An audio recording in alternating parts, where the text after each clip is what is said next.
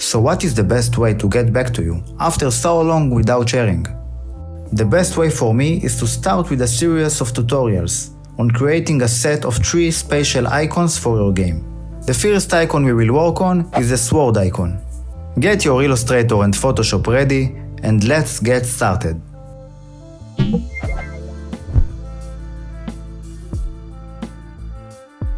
First, we will create a pentagon using the polygon tool.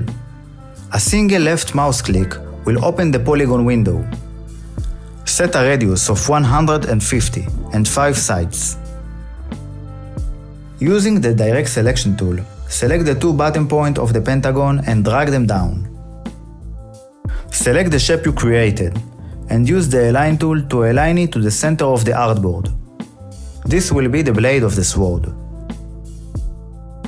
Select the Rectangle tool and click the left mouse button to open the rectangle window. Create a new square that is 400 by 150. Align the square to the center and snap it to the existing pentagon. Click Effect, Warp, and then select Bulge.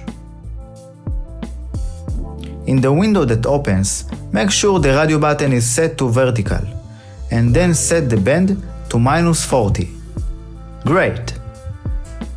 Create another square that is 150 by 250, center it and snap it to the previous shape. Click Effect, Warp, then select Fish. Set the bend to -20 and then click OK. This is the handle of the sword. Select the Ellipse tool and create a new circle that is 200 by 200. Align the circle to the center and snap it to the handle like I did. Select the pen tool and create a straight line from the top of the blade to the bottom of it. To make sure the line is straight, press Shift on your keyboard while creating the point with the pen tool.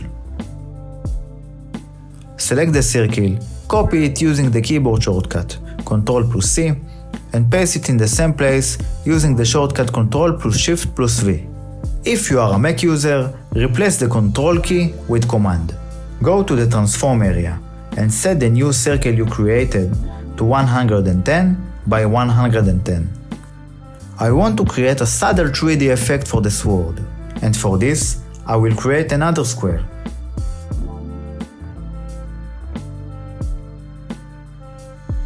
Snap it to the center like I did. Select the line you created with the pen tool along with the pentagon of the blade. Using the shortcut Ctrl+G, merge the 2 shapes into one group. Press Ctrl+Shift+square brackets to move the group to the front.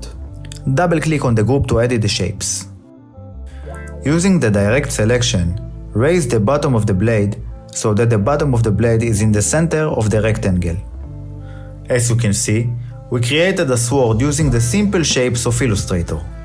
Each shape of the sword can be changed according to your design vision. Okay, now it's time to define the colors of the sword. Double-click on the blade again to edit the group. Select the line and the pentagon, and then open the Pathfinder panel. Click Divide to divide the pentagon into 2 separate shapes.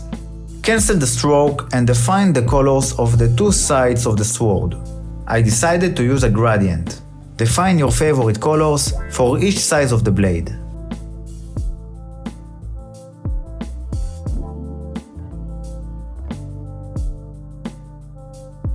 Step by step, select the shapes you created and define the color you want for them. This can be a gradient or a solid color. Be careful not to choose the same color for adjacent shapes. This will be critical later. Just before we move on to Photoshop, stop. Look and fix the shapes or colors you want. One of the changes I chose to make was to the color of the blade. Click on the left side of the blade and then click Recolor Artwork. Move the cursor to your favorite location.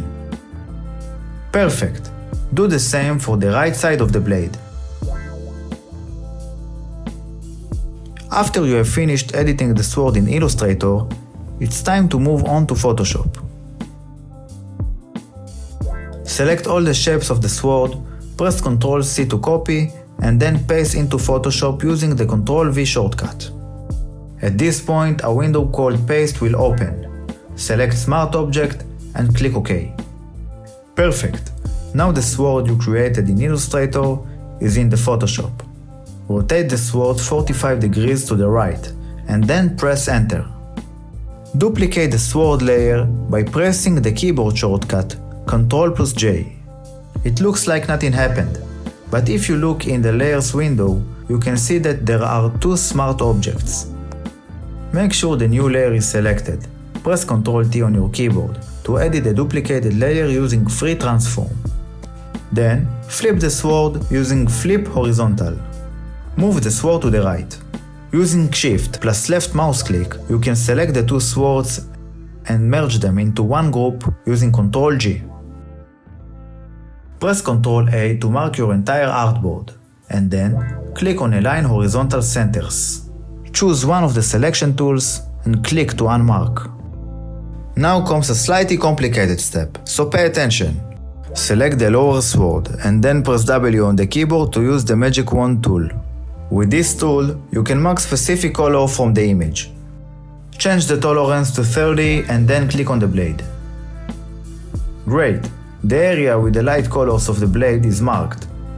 To mark the entire blade, press Shift on the keyboard and then click again on the areas that are not defined by the blade. Open a new layer that will be placed above the lower sword and below the upper sword.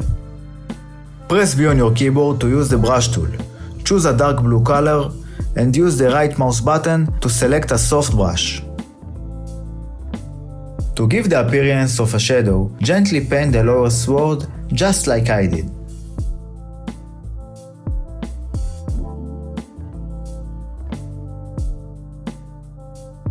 If you paint too much, you can always erase it with the E button on your keyboard. The erase operation is very similar to working with a brush. Use B and E to jump between the tools. To cancel the selection, click again with one of the selection tools outside the artboard. Select the upper sword layer and use the Magic Wand to mark the yellow separation area. Then select the lower sword layer. And again use the Magic Wand plus Shift on your keyboard to mark the yellow separation area of the lower sword. Open a new layer above the upper sword layer and use the brush to paint the top of the separation area with a light yellow color.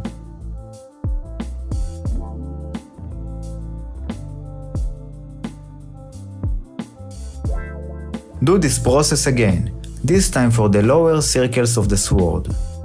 Color the circles like we did before. Great! Now let's move on to coloring the outer circles. Mark them exactly as we did before and start the coloring process.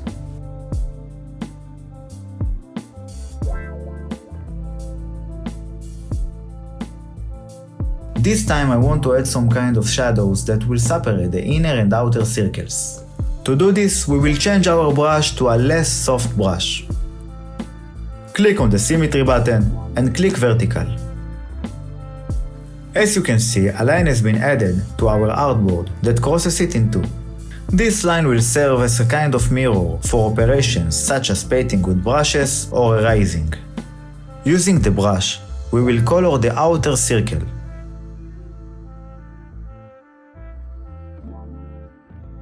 We will continue to paint the handles with the tools we have learned.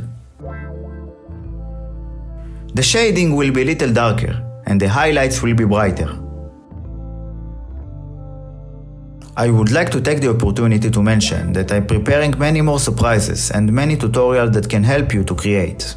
Click on the subscribe button to stay updated.